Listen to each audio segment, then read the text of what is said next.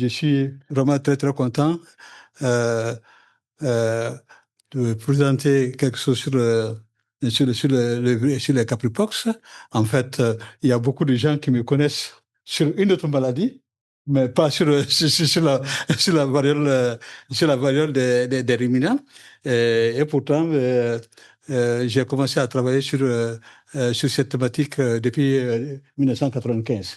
Bon, pourquoi? Parce que tout simplement parce que je travaillais beaucoup sur la perte des petits ruminants.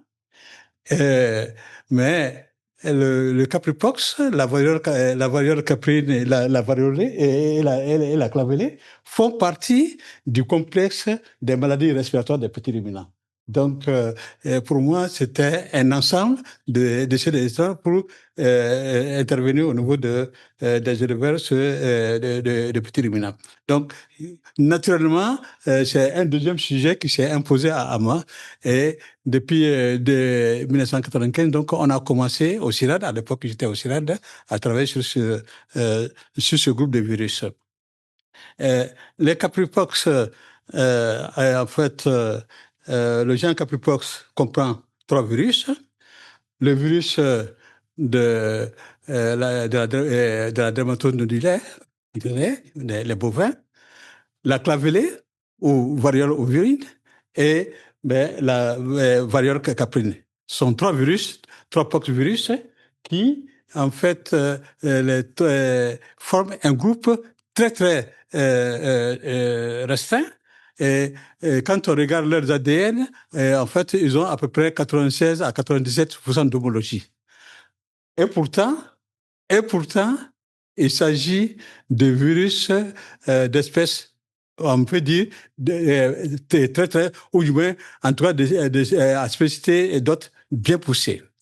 Alors, la variole caprine et la clavellée, donc variole ovine, en fait, elles ont des symptômes similaires. Hein. D'abord, comme toute maladie infectieuse, bon, la fièvre, mais ce n'est pas du tout caractéristique de cette maladie. Je passerai dessus. Le rythme respiratoire augmenté, ça c'est toutes les maladies infectieuses. Mais il y a quand même un truc qui est important, c'est que en fait, vous avez de l'armement. Et encore, le larmoiement, ce n'est pas spécifique à cette maladie parce que tu trouves sur la PPR, tu trouves sur différentes maladies, des parasitoses, etc. Donc, voilà, de grosso modo, alors j'ai mis ici l'image-là à côté, juste pour une. Mais perte d'appétit égale encore, c'est maladie infectieuse. Mais là, à la suite de tout cela, viennent les symptômes cutanés. Alors, dans les écoles vétérinaires, on nous enseigne que la clavellée, ça commence par des papules, ensuite vésicules, ensuite des pustules.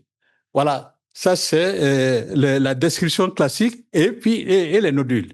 Bon, j'ai pas voulu aller un peu plus, j'ai mis juste un cas ici, vous savez ici, des papules, etc. Et ensuite, vous avez ici des nodules. Et là, ça, c'est pratiquement la fin de la maladie avec ces pustules-là et puis avec les érosions. Mais, en fait, ça, c'est vers la fin de la maladie. Alors, ça, c'est le truc classique, la description classique, mais cela veut dire que tous les animaux vont présenter ces symptômes-là. Et ça, il y a quand même une différence. Bon, mais quand même, ça fait partie. Alors, en ce qui concerne la variole caprine, vous avez à peu près les mêmes symptômes.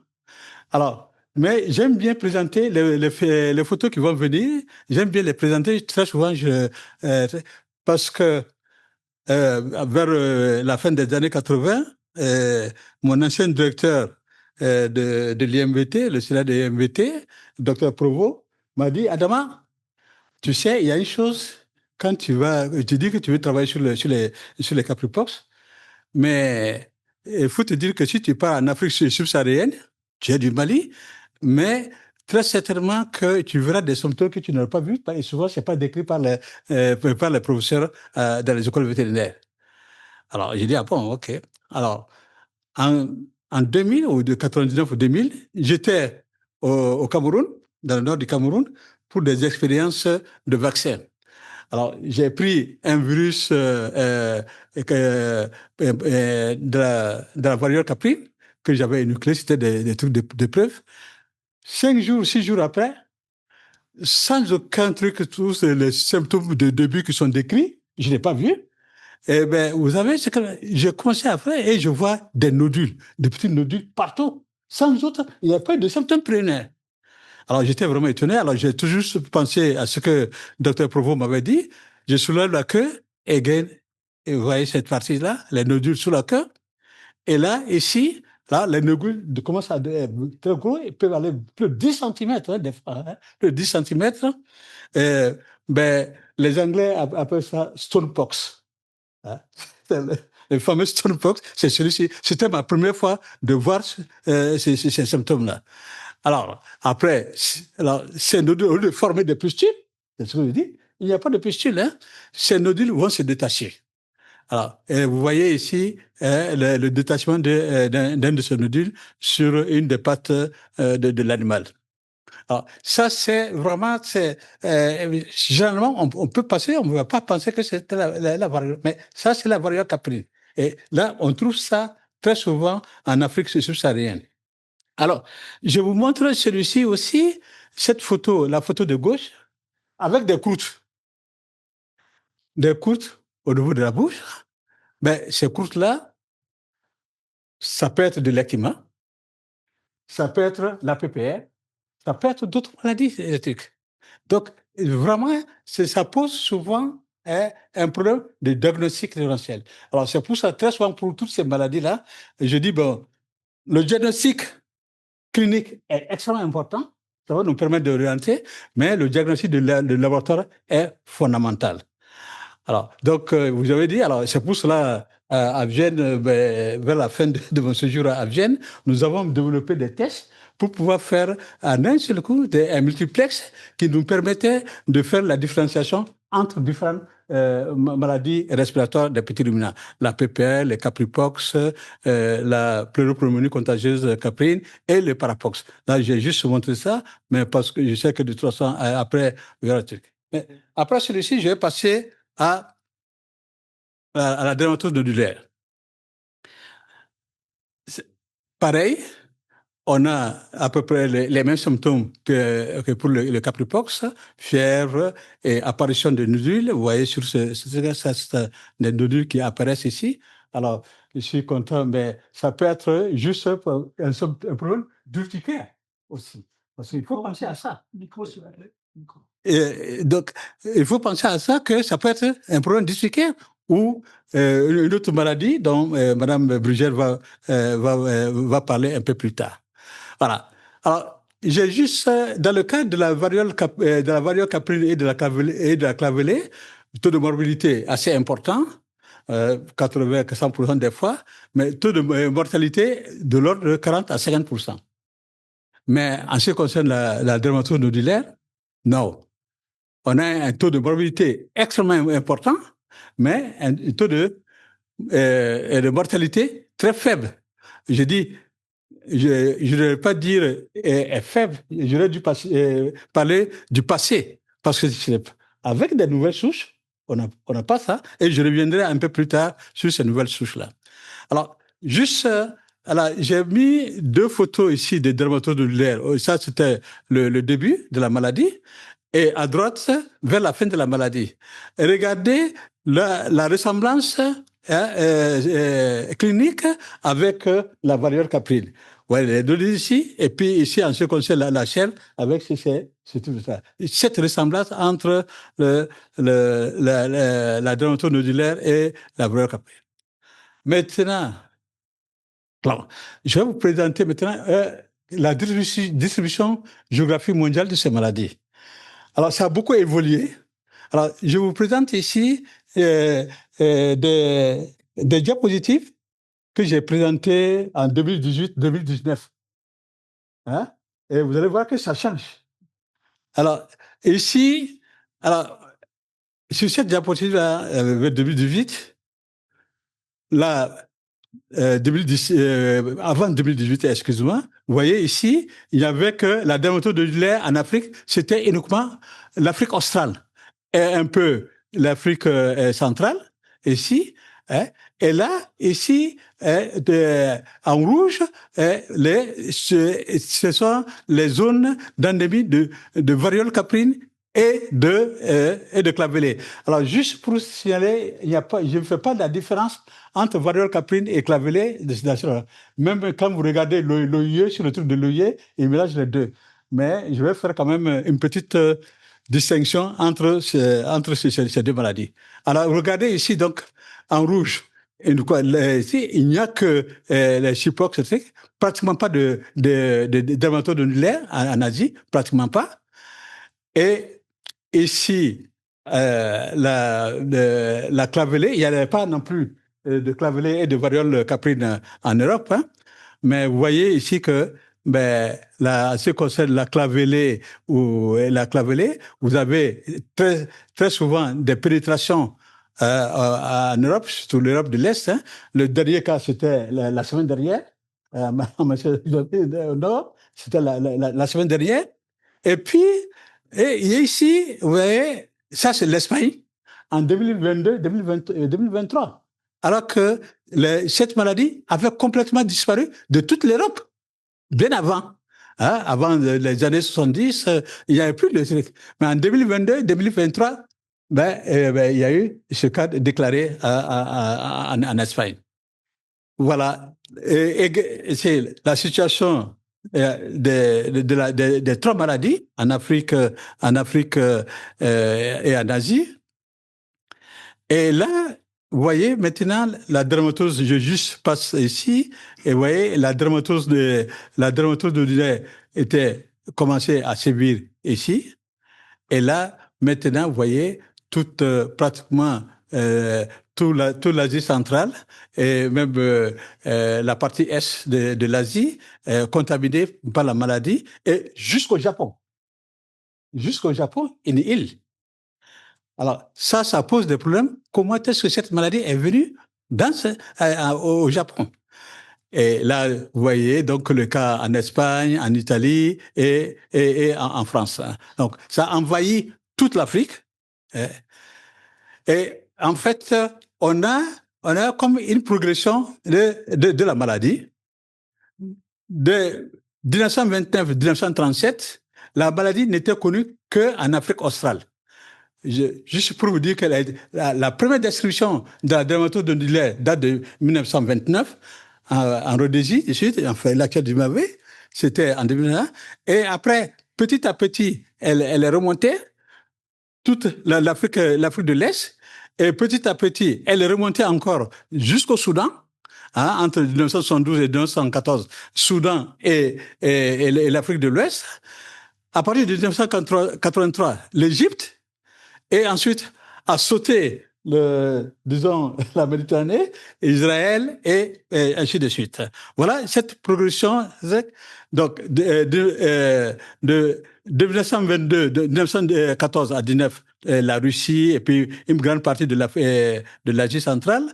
22, 24, l'Asie centrale et l'Asie orientale.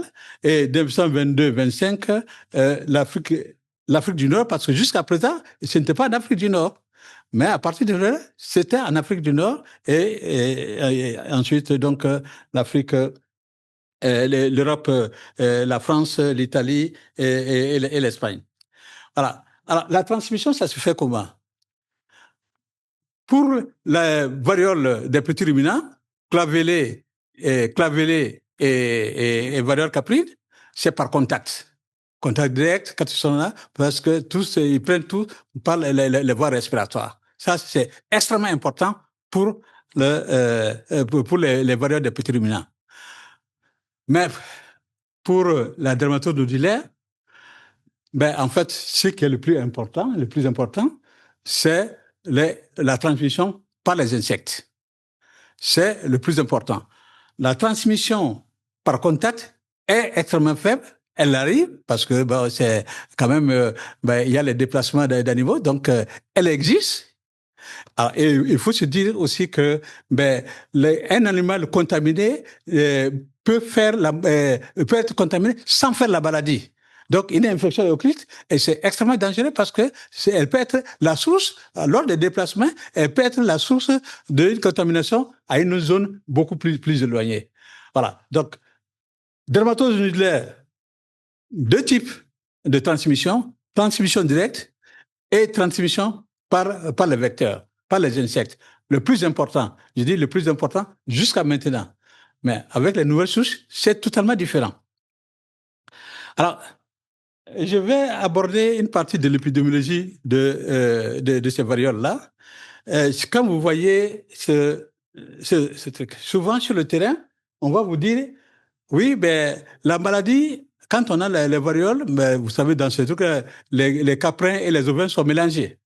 Alors, des fois, la maladie survient uniquement chez les lèvres. Ils vont dire, non, dans ces troupeaux-là, dans les troupeaux mixtes, on a la maladie que sur les moutons. Et des fois, ils vont vous dire, on a la maladie que sur les chèvres. Et des fois, on va vous dire que, ben oui, ben les deux étaient atteints, même si les deux espèces étaient atteintes, même si la proportion des malades est différente d'une espèce à une autre. Ça complique un peu le problème. Alors, j'ai oublié de vous dire que quand on parle de variole caprine, le virus qui est impliqué, c'est le virus de la variole caprine, le goatpox. Quand on parle de clavellée ou variole, ben, le virus qui est impliqué, puisqu'on a isolé le virus de cela, on dit c'est le virus de la variole ovine. Donc, les moutons. Et puis, la dermatose nucléaire, ben, c'est le virus de la dermatose nucléaire. En ce qui concerne, on récolte sur les bovins. Mais en fait, ce n'est pas tout à fait exact. Je vous ai mis cette photo. Ben, ici, c'est un mouton avec des boutons classiques. Ben, on va dire, ben, ça, c'est le virus, l'infection est due au virus de la variole, au virus de la variole ovine, de la clavellée. Mais malheureusement, mais quand nous avons analysé au laboratoire, à l'époque, on avait deux étudiants éthiopiens chez nous. Alors ça, c'est le travail d'un des étudiants. Ben, quand on a analysé, par exemple, là, ici, ce cas-là, hein, ben, en fait, l'infection n'était pas due au virus du mouton, c'était dû au virus de la chèvre. Un autre cas, c'est pareil. Et en fait, toutes les souches de capripox en Éthiopie, que ce soit sur les moutons ou sur les chèvres, sont tous des GTV. Sont tous des GTV. Alors, donc, c'est fait que, en fait, la dénomination qu'on dit, c'est le clavellé, virus de la clavellée sur les moutons, virus de la variole caprine sur les chèvres ou dermatose du lait, ce n'est pas du tout exact. Ce n'est pas une bonne dénomination, mais malheureusement, ça existe. Mais en fait, il faut se fier à l'analyse moléculaire, à l'identification réelle du virus. Alors, je vous ai mis ce tableau-là. Bon, je crois que nous l'avons dans une de publications ou bien dans un livre publié par la FAO. Sans pour vous montrer, c'est que ben, ce n'est pas du tout toujours la même chose. Un virus capripox de chèvre peut donner la maladie chez le mouton et vice-versa. Le comble, c'est est-ce un virus lumpeskin isolé de moutons a été isolé. Au début, on a dit, c'était le virus du mouton, hein, variole ovine. Mais quand on a analysé, mais en fait, il s'est trouvé que c'était un virus lumpeskin. Bon, c'est le seul cas, hein, c'est le seul cas qu'on connaît. Donc, ça veut dire que c'est pas toujours exact les noms qu'on donne. Alors, c'est pour ça que donc, quand nous avons vu ça, on a développé à Vienne un test simple qui nous permettait de faire la différenciation tout de suite, la caractérisation tout de suite, sans séquençage et autres, de séparer les trois virus. Alors, juste, alors, j'ai un peu, disons, écouté mes diapositives, mais je vous ai mis ici juste pour vous montrer l'organisation du génome et que la partie centrale du génome Et le génome, il fait à peu près 150 kilobases, hein, 150 kilobases, et synthétise 152 protéines environ, 152 protéines. Bon, c'est pas toujours exact, il y a certains qui font 148, et là, parce que, bon, il y a des délétions, des insertions, enfin, ce sont des virus extrêmement mobiles. Et je vous ai mis ici, juste pour vous dire que les parties terminales, hein, ce sont en fait des parties qui sont très, très variables et en fait qui servent au virus de passer, en tout cas de contrecarrer l'immunité de l'hôte infecté. Alors, et ce sont les gènes des parties. Alors, on a essayé donc de voir que toutes les souches de virus qui circulent, comment elles se répartissent. Alors, on a pris au début, donc, nous avons fait une première publication en 2009, hein, avec une des protéines de virulence, et on pouvait grouper, typer les virus. Les virus de la dermatose nodulaire, ils se répartissent en deux sous-groupes, 1, 1, 2. Le virus de la variole ovine caprine en deux sous-groupes aussi, 2-1 et 2-2. Et le groupe, les virus de la clavellée se subdivisent en trois sous-groupes, 1, 2 et 3. Ça, c'était ce qui existait jusqu'en 2015-2016. Mais malheureusement, les choses ont beaucoup changé. Alors, les choses ont beaucoup changé, c'était surtout les Russes qui ont mis le point dessus. Ce sont les Russes qui ont mis en fait le point sur ce. En 2017, il y a eu une épidémie en Russie, pratiquement à la frontière avec, comment dirais-je, voilà. Et là, dans ce cas, ils ont analysé, quand ils ont pris les gènes avec un des tests que nous avons développé sur le gène de la chimiokine. Et ils ont trouvé que le virus qu'ils ont isolé en 2017 se rapprochait des vaccins, des sources vaccinales. Alors, ils ont fait un autre test avec cette fois-ci un autre gène que nous avons publié 2 ans après le premier, c'était en 2011. Ils ont fait donc c'est pratiquement le même groupe. Hein. Ils ont fait le truc, ça donne un résultat différent. Le virus en question, il se rapproche beaucoup plus des souches sauvages. Alors que quand la maladie était apparue en Russie, en fait, ils n'ont jamais utilisé de vaccin homologue. Ils ont utilisé un vaccin Capripox, un vaccin de la variole caprine, pour vacciner les bovins. Donc, ils ne pouvaient pas comprendre ce truc-là. Donc, ils ont séquencé, ils ont fait la séquence entière. Voilà, la séquence entière montre que ce virus est totalement différent et est intermédiaire entre les.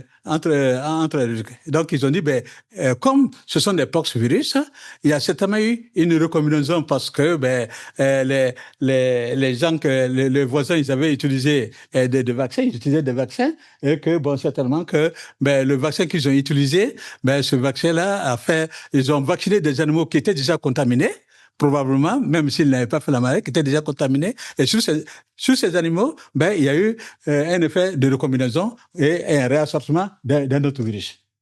Alors, l'équipe, alors, c'est vrai que ça peut arriver. Alors, les gens qui ont mis le point, enfin, en temps, qui ont vraiment analysé le sujet, c'est l'équipe belge. Alors, et parce qu'ils se demandaient, parce que le vaccin qui avait été utilisé dans le pays en question venait d'un laboratoire africain. Hein? OK. Ça venait d'un laboratoire africain. Ils ont dit, ils ont analysé le truc. Ils ont trouvé en fait que ce vaccin était contaminé. C'était un vaccin contaminé qui avait non seulement la souche vaccinale, il y avait 2 souches vaccinales là-dedans et des souches virulentes là-dedans. Et en fait, la recombinaison s'est faite au laboratoire de production, mais pas sur le terrain.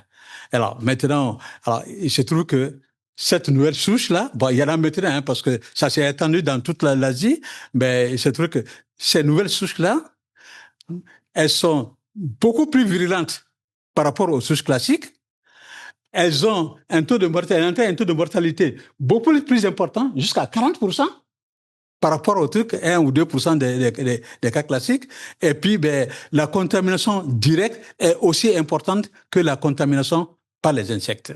Voilà, donc, malheureusement, on a un autre truc. Mais juste pour terminer, alors, il y a évidemment, pour le contrôle de la maladie, ou bien on fait la politique d'abattage, tout seul, ou bien on fait l'abattage et puis la vaccination combinée.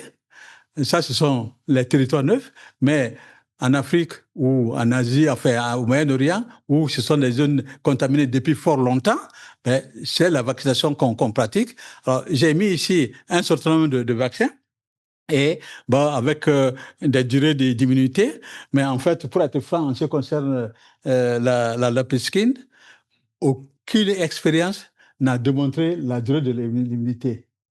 Parce que tout simplement, c'est extrêmement difficile. On sait que ça protège pendant 1 an, un peu 2 ans, mais c'est extrêmement difficile de faire des trucs parce que ça coûte extrêmement cher. Et garder des bovins pendant 5 ou 6 ans. Donc, personne n'a dépassé une étude sur des âges, j'ai pas vu. Voilà, c'est juste pour dire, mais on assume que ce sont des vaccins quand même qui peuvent protéger. Et je terminerai par un autre truc, c'est que mieux vaut utiliser un vaccin homologue plutôt qu'un vaccin hétérologue. Dans la discussion, j'aurai à intervenir sur ces aspects-là. Alors, juste pour terminer, je voulais dire que, alors, autre chose, alors, avant de terminer, le contrôle des vaccins, alors j'insiste, c'est pas sur le contrôle des vaccins est extrêmement important. On a vu ce à quoi ça a mené là. Donc, utiliser les vaccins, il faut que on soit sûr de la qualité des vaccins en question. Alors, et je terminais donc pour remercier mes anciens collègues du CIRAD, d'abord par Christian Le Goff, c'est avec lui que j'ai commencé en 1995 sur le truc, c'est lui qui fait fabriquer les vecteurs. Béré, un Éthiopien qui a fait sa thèse avec moi, c'est lui qui a fait le recombinant Capripox PPR. Il a fait ça. Et puis Philippe Kofour, bon, quand j'ai quitté le CIRAD, c'est lui qui a pris ma suite et on a continué à collaborer ensemble. C'est le laboratoire de référence nationale à Montpellier. Et puis à Vienne, il y a Charles Lamien. Alors si vous regardez le truc, beaucoup de gens, vous allez voir beaucoup de publications de lui. Enfin, pratiquement beaucoup de choses en Asie, c'est lui qui fait. Parce qu'après mon départ, c'est lui qui a continué ça. Esaias Glagé et Shishiba, ce sont 2 Éthiopiens qui ont fait les thèses avec nous. Et puis Francisco, qui a beaucoup travaillé sur les thèses de diagnostic. Enfin, je remercierai aussi le ministère français des Affaires étrangères, parce que c'est lui qui m'a financé de 1995 à 2002 au CIRAD. 2000 au CIRAD. Et quand je suis parti à Vienne, c'est grâce à un financement du ministère des Affaires étrangères aussi que j'ai pu continuer le travail sur les Capripox. Et Charles Lamien, par exemple, qui est maintenant FAO, mais en fait, il a été payé par la France pendant tout ce temps. C'est pour ça qu'il dit qu'il aimerait bien continuer à travailler, puisque c'est grâce à lui que il est devenu ce qu'il est. Et puis tous ces autres-là, tous ces stagiaires-là, pour les thèses, c'était des thèses financées par le ministère français des Affaires étrangères, même si c'était à Vienne. Alors, merci beaucoup.